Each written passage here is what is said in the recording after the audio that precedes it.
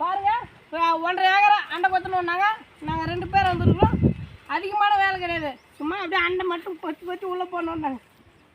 நாங்கள் இந்த சேத்தை குழைச்சி நாங்கள் குழைச்சி இந்த சேத்துலேருந்து உங்களுக்கு சோத்தை எடுத்து தரோம்.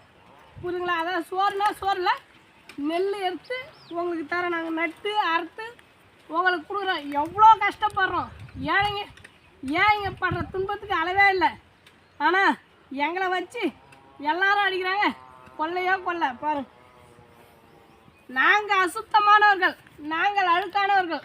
ஆனால் நாங்கள் உங்களுக்கு எத்தாந்து கொடுக்குற பொருள் எல்லாமே சுத்தமானது.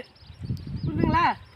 சுத்தமான பொருள் தான் நாங்கள் கொடுக்குறோம். ஆனால் நாங்கள் இது போல் கஷ்டப்பட்டு எதாவது கொடுக்குற பொருளுக்கு விலை கொடுக்க மாட்டேங்கிறீங்க. செயற்கையாக அதாவது கம்பெனிலேருந்து வர பொருளுக்கு தான் விலை கொடுக்குறீங்க.